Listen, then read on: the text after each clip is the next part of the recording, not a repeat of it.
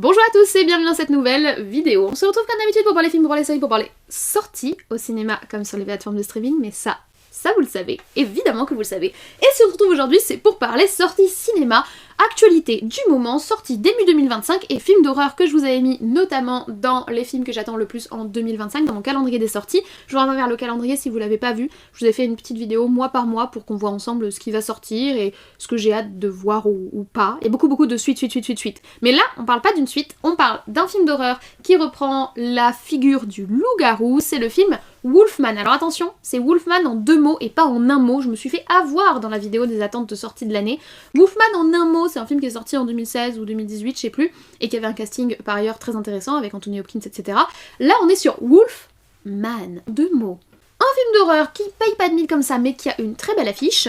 Et que je suis bien évidemment allée voir, puisque vous le savez, j'adore quand on revisite le mythe des grands méchants du cinéma. Et ici j'avais envie de voir qu'est-ce qu'ils allaient nous proposer sur le mythe du loup-garou. Donc je ne vous en dis pas plus, je vous laisse vous installer confortablement, vous servir un grand café, un verre d'eau, la boisson de votre choix. N'oubliez pas le petit like et le petit coucou en commentaire pour me dire que vous êtes passé par là. Et moi je vous retrouve juste après le générique pour parler du film. A tout de suite.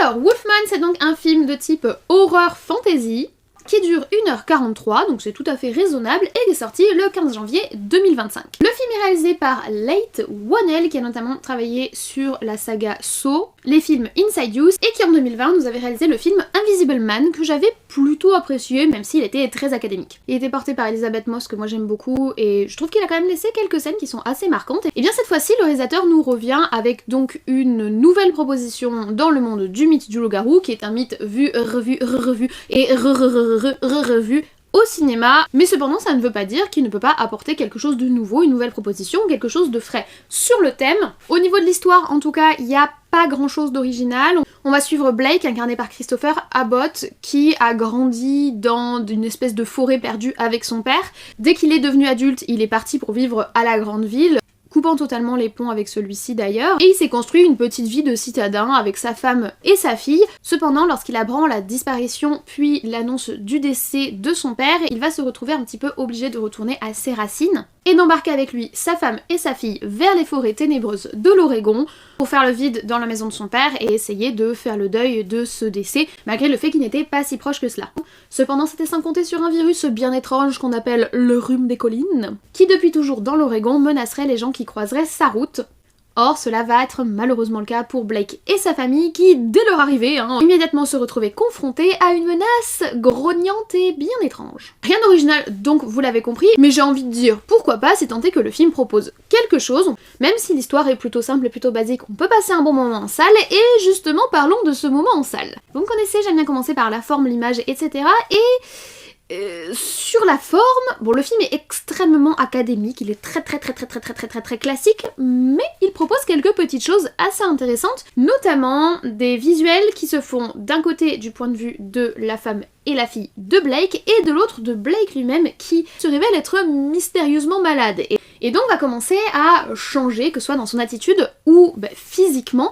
Et pour un petit peu souligner ces changements d'attitude et ces changements physiques, le réalisateur nous propose des moments, des scènes en fait, où on découvre le monde du point de vue nouveau de Blake suite à sa petite contamination, on va dire. Et ces passages-là, je les ai trouvés plutôt intéressants. Alors ils sont pas incroyables, ils me rappellent un petit peu ce qu'on a pu connaître sur Inside Use déjà, avec cette espèce d'univers qui est le même que le nôtre, mais vu un petit peu différemment et un petit peu brumeux. Il y a aussi un très fort côté Stranger Things, où on retrouve un petit peu le monde de l'endroit, le monde de l'envers, même si c'est pas du tout amené de la même façon, on n'est pas dans un côté SF. On a quand même ce côté intéressant de miroir en fait entre les deux mondes. Après au final dans le film c'est relativement anecdotique et je trouve ça franchement dommage parce que c'est la seule chose intéressante qui est proposée visuellement dans le film, au niveau du cadrage, au niveau des ambiances, au niveau de la façon dont on filme les personnages, que ce soit la terreur, que ce soit l'angoisse, que ce soit les scènes de famille en début de film, tout est extrêmement académique. Et hormis ce petit POV je suis contaminée, pas grand chose pour réellement venir nous divertir dans ces cadrages et ces ambiances qui sont quand même très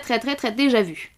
Reste quand même qu'on a de très beaux effets spéciaux. Alors on a quelques effets numériques, notamment sur les passages où on voit du point de vue de Blake, mais on a surtout de sublimes effets de maquillage, et vous savez à quel point j'aime les make-up FX, vous savez à quel point j'apprécie quand ils sont utilisés et quand ils sont préférés plutôt que du maquillage ou de la transformation numérique, appelez ça comme vous voulez. Et là on a un travail sur le loup-garou qui est très à l'ancienne, mais franchement qui m'a carrément séduite. La façon dont est montrée la transformation, la putréfaction des chairs, le côté de difformité qui est en train de se produire, qui est partiellement abouti, je trouve que c'est franchement bien montré. J'ai bien aimé par exemple le travail qui est fait au niveau de la mâchoire.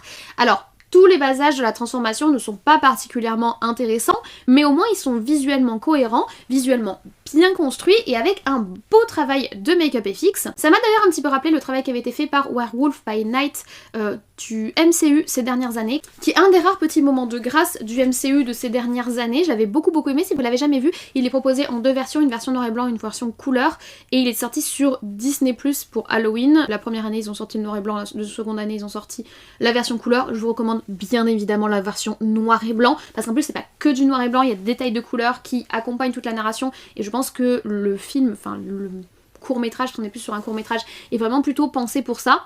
Mais ce travail qui avait été fait sur Werewolf by Night avec une espèce de côté un petit peu hommage au vieux loup-garou du cinéma, et bien je l'ai retrouvé sur ce film Wolfman. Alors certes ça va pas sauver intégralement le film et c'est pas le centre non plus de la narration, ça peut pas compenser le fond, on va en parler, mais c'est quand même un point fort du film que j'ai personnellement apprécié, qui en plus a été bien intégré par Christopher Abbott dans son acting. Donc on va pas cracher sur du positif par rapport au loup-garou qu'on avait eu dans le film Le Garou de Netflix, c'est 13 000 fois mieux.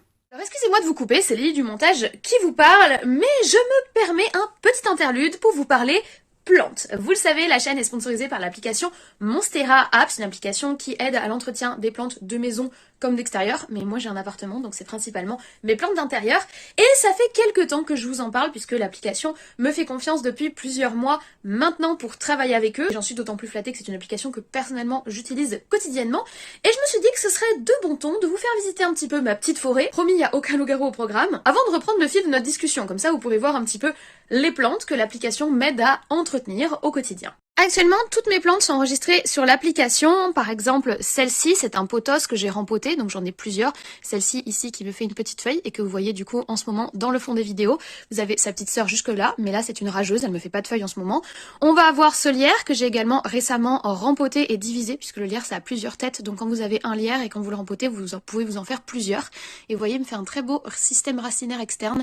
Il a envie de s'enfuir en fait. Il est trop heureux en haut de la bibliothèque.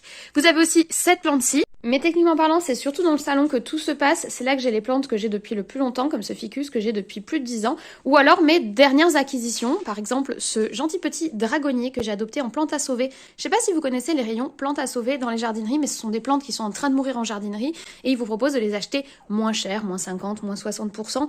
C'est des plantes qui, pour le coup, vont avoir besoin de beaucoup d'aide pour se remettre, et c'est là que l'aide de l'application va être précieuse pour permettre en fait d'entretenir tout ce monde-là et de leur apporter à chacun leurs différents besoins. On a ici par exemple une plante qui a besoin d'être humidifiée très souvent mais arrosée une fois par semaine. On a ici une Zanzibar, une ZZ, c'est une plante qui est super pour les gens qui ne pensent pas arroser leur plante parce que c'est une plante qui n'a pas besoin de beaucoup d'arrosage, mais pour le coup trop l'arroser ça peut facilement la tuer. Donc c'est le genre de plante pour laquelle c'est super de se laisser porter par les notifications de l'application et du coup juste suivre en fait les conseils qui vous sont donnés pour être sûr d'avoir un entretien parfait pour vos plantes. Personnellement, je n'ai jamais été déçue par le conseil que j'ai reçu via l'application Monstera, que ce soit via l'abonnement gratuit ou l'abonnement premium.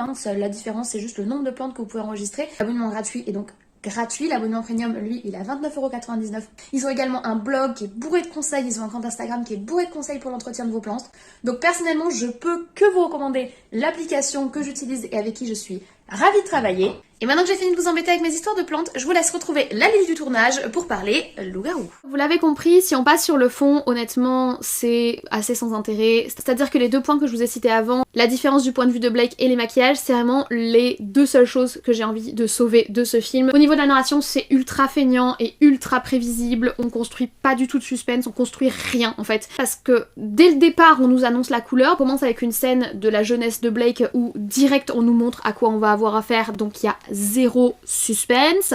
On a ensuite un très long moment à New York où on apprend que la relation de Blake et de sa femme bat de l'aile, ça ne nous intéresse pas, voilà, et on en a marre que chaque fois qu'il arrive un truc de merde à des gens, chaque fois qu'on est dans un film d'horreur ou un film catastrophe, et ben leur couple bat de l'aile. Il faut quand même rajouter une petite couche de pathos, de couple qui va pas bien ou de gamin handicapé pour essayer de construire du scénario. Non, c'est pas ton sujet, leur couple, on s'en bat les steaks en fait mon ami. Donc on s'en fiche que leur couple il aille bien, mal, qu'il traverse une phase de je sais pas quoi, on n'a pas besoin de ça en fait. On n'a même pas réellement besoin d'éléments déclencheurs pour savoir qu'ils vont retourner dans la forêt puisqu'on sait qu'ils vont retourner dans la forêt. Ils se fatiguent à essayer de construire un artifice de scénario à ce moment-là pour ensuite nous rusher tout le reste. C'est-à-dire que ce soit l'arrivée dans l'Oregon, que ce soit la contamination, que ce soit la métamorphose ou que ce soit la résolution, c'est hyper rushé puisqu'on a pris un temps fou à développer des trucs inutiles avant et du coup, l'heure qui reste de film, il faut que ça aille vite, il faut que ça soit efficace et donc on n'a pas le temps de mettre en place du suspense, on n'a pas le temps de se poser des questions ou d'hésiter, on sait dès le départ ce qui se passe. En fait, d'ailleurs, ça ne se passe qu'en quelques heures en fait dans le film. On prend pas le temps de mettre en place un petit peu de suspense, un petit peu de tension, de passer plusieurs jours enfermés dans la maison, menacés, peut-être traqués, etc. On suit pas du tout ça. Vraiment, c'est rush, rush, rush, rush, rush, attaque, attaque, attaque, rush, rush, rush, attaque. Un peu de doute, vaguement, sur le côté. Ah, peut-être, ah non, c'est nul. Je suis désolée mais ça matche pas du tout. Tu regardes le truc, t'es pas du tout concerné parce que t'as pas eu le temps d'être concerné, on te laisse pas le temps d'être intéressé par ce qui se passe. On n'a pas de suspense, on n'a pas de tension, on n'a pas vraiment d'enjeu puisqu'on se doute très bien de comment ça va finir vu comment ça a commencé. Alors est-ce qu'ils auraient pu m'acheter avec une fin autre que celle qu'ils ont choisie? Oui, mais non, puisqu'ils ont fait ce que je m'attendais qu'ils fassent, donc déçu. Et puis là, du coup, il faut que je vous parle quand même de l'acting de Julia Garner. Julia Garner, elle incarne donc Charlotte, la femme du personnage principal, la mère de la petite fille. Alors l'acting de la petite fille, au final, il est très secondaire et franchement pas très intéressant. La petite fille Ginger est incarnée par Matilda Firth et pour son jeune âge et pour le peu de lignes de dialogue qu'on lui donne, elle fait ce qu'elle peut. Mais notre personnage badass, notre personnage survie, le personnage auquel on est censé s'identifier dans le film, au final, malgré ce que nous introduit le début de l'histoire, c'est Charlotte, l'épouse de Blake, et au niveau de l'acting, on est sur du zéro pointé. C'est-à-dire qu'à part avoir les larmes aux yeux et les yeux un peu rouges et fixer ce qui se passe, fixer les menaces, fixer les problèmes, et réagir comme un robot aux différentes actions qu'on lui demande de faire parce que personnage survit, il faut qu'elle le fasse, honnêtement, très très très décevant et... honnêtement, il y a rien, c'est très décevant, c'est très très décevant, c'est dommage, parce que le film avait des idées, et si j'en arrive à mon bilan, voilà, c'est très décevant et c'est dommage. Le film avait des idées, le film avait quelques petites choses, le film a fait l'effort de mettre en place de beaux make-up FX, il y a honnêtement 2-3 scènes qui sont sympathiques, notamment les scènes avec ce changement de point de vue qui sont intéressantes, la scène où tout devient noir, qui a une symbolique assez forte du coup dans la narration par rapport au personnage. Je trouve qu'ils auraient pu bien mieux la porter et bien mieux la mettre à l'image, mais elle est intéressante aussi. J'ai beaucoup aimé la scène dans la grange, et là encore on change de point de vue et on a vraiment quelque chose d'intéressant, et au niveau de la tension pareil, on aurait pu créer quelque chose, mais vu qu'il n'y a aucune tension narrativement, t'es juste spectateur du truc en fait. Mais globalement, c'est à part ça, et vraiment c'est pas grand chose, c'est très très dommage, c'est pas bien prenant, c'est pas génial, voilà. C'est pas catastrophique, justement parce qu'on a des idées, mais c'est franchement pas génial, et je suis pas sûre que ça valait le coup de mon déplacement au cinéma. Maintenant voilà, j'ai passé un moment sympatoche, dirons-nous, et je m'en tiendrai à cela. Je vais pas dire que c'est une apocalypse, mais on est encore sur un film où tu te demandes comment c'est possible qu'il existe et qu'il soit allé jusqu'au bout de son existence tellement il apporte rien au schmilblick, même pas au niveau divertissement quoi, donc c'est un peu dommage. Voilà. Du coup, est-ce que je vous le recommande? Pas en salle. Voyez-le à l'occasion, voilà, quand vous le verrez passer sur les plateformes de streaming ou quoi, voyez-le si vous avez envie de vous passer une soirée sans aucune tension, voilà, mais avec 2-3 petits trucs un peu sympatoches. Et bien je vous remercie d'avoir regardé cette vidéo jusqu'au bout, j'espère que vous l'avez appréciée. Je suis désolée, du coup c'était pas ultra positif, pour le moment ce début d'année est pas transcendant, hein, on va dire ce qui est. Cependant, j'avais quand même envie de vous parler du film, pas mal d'entre vous m'ont demandé des retours, que ce soit sur Instagram, sur YouTube ou sur Twitter. N'hésitez pas d'ailleurs à me suivre sur Instagram et sur Twitter si vous voulez voir mes sorties cinéma, puisque je vous partage toujours quel film je vais voir en salle, etc. pour me dire si ça vous intéresse ou pas d'avoir un avis, et puis pour suivre les actualités de la chaîne et de ma glorieuse vie, en plus des scènes post-génériques, comme ça vous aurez encore plus de détails. Si vous avez aimé la vidéo, n'hésitez pas à lui mettre un like, ça fait plaisir et ça aide au référencement, vous le savez. Laissez-moi un petit coucou en commentaire, pareil c'est quelque chose que YouTube apprécie, et moi je ne rate en général aucun de vos commentaires. Alors j'y réponds pas forcément parce que ça demande du temps et juste vous mettre un petit like ou mettre un petit merci ou cool ou un petit pouce comme ça, je trouve que ça peut faire un petit peu hypocrite et je suis désolée de pas tout le temps prendre ce temps, mais il faut imaginer la démultiplication par rapport au nombre de commentaires que j'ai, mais sachez qu'en tout cas je les lis tous et que ça me fait toujours très plaisir d'avoir vos retours. N'hésitez pas à me dire également si vous avez vu le film et si vous l'avez aimé. Si vous n'êtes pas encore abonné, c'est en dessous, c'est gratuit, ça fait plaisir. Et puis vous pourrez voir les anciennes vidéos, être prévenu des nouvelles, bref, que du bonheur pour cette année 2025. Et moi je vous embête pas plus, je vous souhaite une très bonne journée, une très bonne semaine et de très très bons visionnages. Peut-être le film Wolfman si j'ai réussi à vous intriguer assez pour que vous alliez le voir en salle. Et d'ici la prochaine vidéo, prenez soin de vous, je vais essayer d'en faire de même et on se dit comme toujours, à très très vite.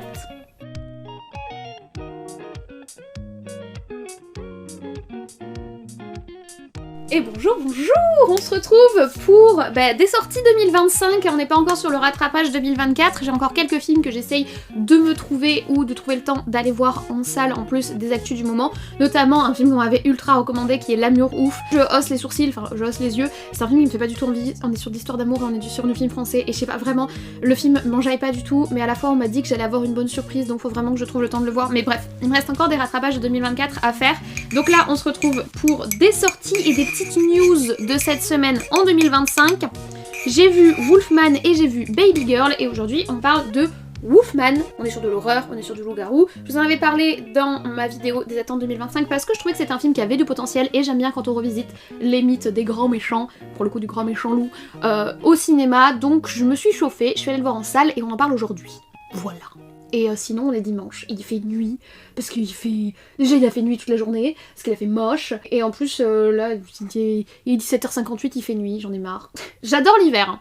Mais par contre en ce moment, vu qu'il fait noir tout le temps, que ce soit de jour comme de nuit, j'avoue que ça commence un peu à me saouler, du coup pour tourner, vu que j'ai pas encore le nouveau setup et que j'attends d'avoir le nouveau setup pour m'acheter des lights potentiellement, si j'ai encore l'argent après le prix que la chaudière va me coûter, parce qu'il faut changer la chaudière, je sais pas si je vous l'ai dit, le chauffagiste est venu, elle est morte, voilà, j'ai une dépense qui était pas du tout prévue, donc ça on va être un peu short ces prochains mois, donc pour le nouveau setup de YouTube ça attendra. Il faut être raisonnable dans la vie, et puis si ça se trouve du coup ça me permettra de tomber sur une occasion parfaite telle que j'en avais le besoin. Mousse de lait. Bref, on va parler de Wolfman. Bref, voilà, on va parler de Wolfman. On est parti, let's go. J'ai pas mangé aujourd'hui. J'ai mangé principalement aujourd'hui. Je me suis alimentée uniquement de café, crème et de dragibus. En fait... Mais parce qu'en fait, genre vers 11h, je me suis lancée dans le grand ménage, pas le petit ménage, vous voyez, le grand ménage. Et après j'ai fait lessive, cuisine, vaisselle, préparer la semaine, préparer mes tenues pour la semaine, préparer mon sac pour la semaine. Ensuite, en préparant mon sac pour la semaine, je suis tombée sur des trucs de paperasse que je devais faire pour le boulot, donc j'ai fait les paperasses pour le boulot. Et à ce moment-là, j'ai senti que j'avais un boost de motivation, déjà principalement parce que j'avais mis ma playlist de motivation. Et du coup, je me suis dit, yes, on va ranger le bureau, it is time. Bon, j'ai pas tout rangé parce qu'il me manque des trucs. Qui sont hors stock à Ikea et du coup pour le moment je peux pas les acheter, notamment un caisson Pax et des boîtes de Pax, des portes de Pax, si vous maîtrisez le langage Ikea vous savez de quoi je parle. Du coup j'ai pas pu tout ranger mais j'ai déjà bien avancé le bureau.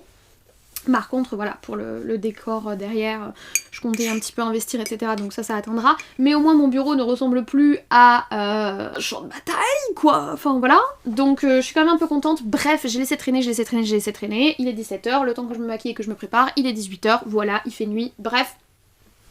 J'ai pas mangé, si j'ai mangé des dragibus. Je me suis alimentée uniquement de café et de dragibus. Je sais pas pourquoi je vous raconte ça. Allez, on est parti. Il est réconfortant ce café. Si je veux répondre à vos commentaires, s'il y a vraiment un commentaire auquel je souhaite répondre, je prends le temps de faire des phrases, des longues phrases, vous savez, avec un bonjour et tout ça qui va bien. Walou walou, ça cassait pas trois pattes à une canard, mais j'ai quand même réussi à parler 23 minutes du film. Je sais pas comment je fais à chaque fois, je suis vraiment bavarde en fait.